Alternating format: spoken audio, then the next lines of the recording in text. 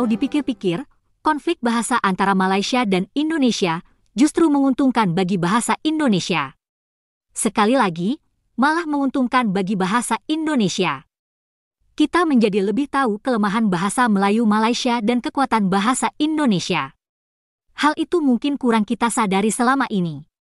Tapi sebelum membahas hal tersebut, kita lihat dulu dasar pembentukan negara Malaysia dan Indonesia yang amat beda.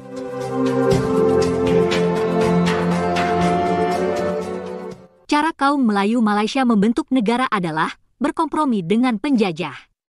Sultan-sultan Melayu Malaysia itu kawannya penjajah. Bahkan bisa dikatakan kaum Melayu Malaysia adalah pengkhianat perjuangan Nusantara. Sebaliknya, bangsa Indonesia memiliki nyali untuk melawan penjajah dan anti-feodalisme. Semua tatanan kolonial dan feodal pun dijungkir balikan untuk membentuk bangsa, negara, juga bahasa Indonesia.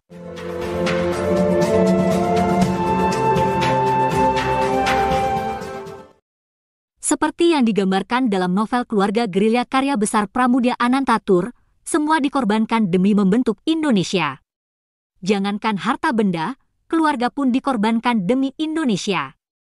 Jangan heran bila suku-suku di Indonesia pun rela berkorban apa saja demi membentuk Indonesia. Karena itulah, bangsa Indonesia juga relatif mudah untuk menciptakan bahasa Indonesia.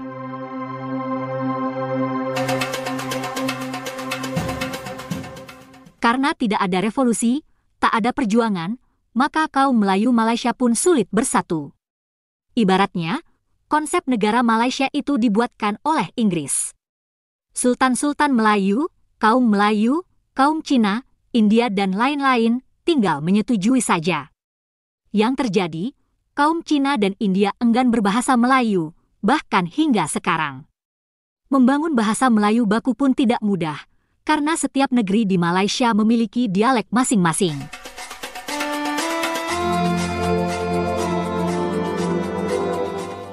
Untuk menutupi kelemahan itu, kaum Melayu lalu menciptakan wilayah dan kebudayaan fiktif atau ilusi, yakni alam Melayu. Mereka juga bermimpi mengenai Mahawangsa Melayu. Padahal, hal itu hanya ilusi, dongeng saja. Orang Indonesia membentuk kebudayaan baru dengan revolusi, nah kaum Melayu Malaysia cuma membuat gambar, lalu diajarkan di sekolah.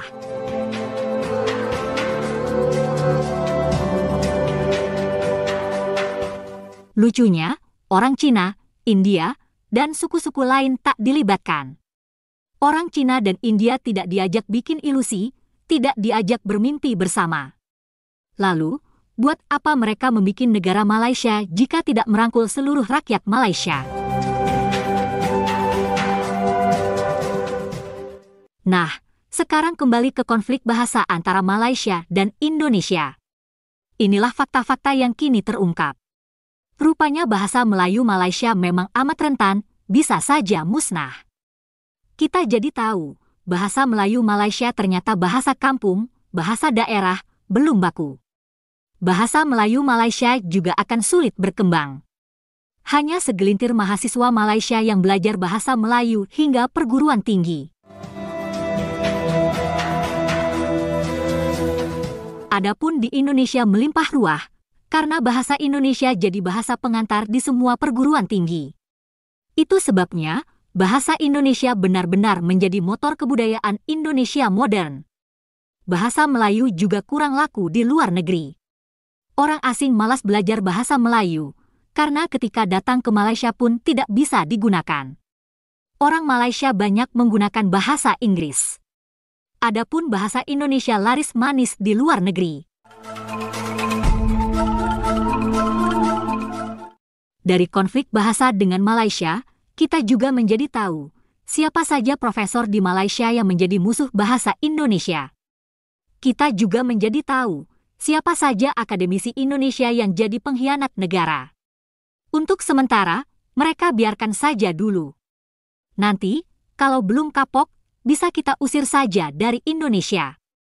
Yang jelas, konflik ini malah membuat orang Indonesia semakin bersemangat mengembangkan bahasa Indonesia.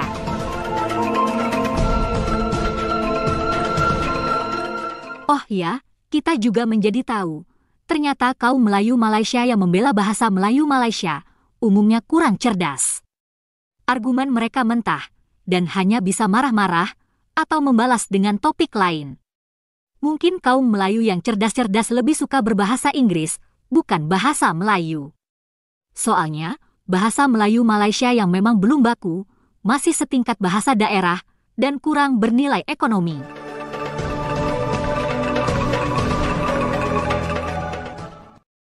Terima kasih guys, sudah menonton video kami.